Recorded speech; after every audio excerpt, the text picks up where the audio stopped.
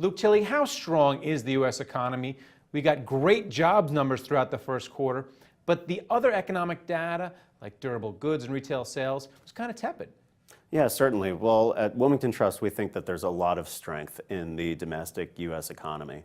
And certainly we can look back to the first quarter of last year where we had a similarly harsh winter, and a lot of the similar data, such as retail sales, durable goods orders, manufacturing activity, was also pretty rough through the first quarter of last year as well. You look back to 2014, we had the strong bounce back in the second and the third quarter, and we're expecting a fairly similar dynamic this year, where the winter has really affected the first quarter number. It's not going to be negative like it was last year. We're thinking about 1.8% right now for the first quarter, and then a stronger bounce back in quarter two or quarter three because of that underlying strength. A lot of analysts on Wall Street say that the stronger dollar really offset a lot of the gains from lower oil prices. How harmful is the strong U.S. dollar going to be to earnings in the first quarter?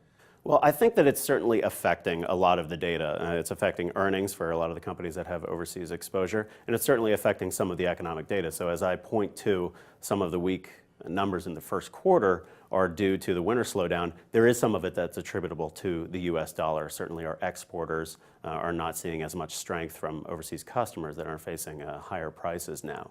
So it's certainly affecting certainly earnings, and as well as some of that job data. Are people going to start spending that oil dividend soon? I think so. Maybe on a new house, because we're heading into the spring home buying season. So this is one of the surprises, right? When you get you get a lot more dollars in your pocket because of the low energy prices, and we have really yet to see that turn up in consumer spending. It might be a little bit of a delay there. There's no good historical relationship on how long it takes people to spend it, but we do believe that that's coming soon. That's part of the underlying strength that we see. All right, now I mentioned we are heading into spring home buying and selling season. How important is that to the economy? It's important to the economy. It's not a main driver of how the economy does. In past recessions, the housing sector used to lead us out of recessions and into the recoveries, but clearly this time is different because the housing sector was such a big part of the downturn. It's an important part of the economy, but it's still facing some challenges, I think, and especially when we look at the existing home market. A lot of people still underwater, or a lot of people don't have enough equity in their homes that it makes sense for them to sell, and I think that that's why we get a lot of the comments from the National Association of Realtors that the supply is still fairly weak. Right, but prices are still fairly low because of lower mortgage rates.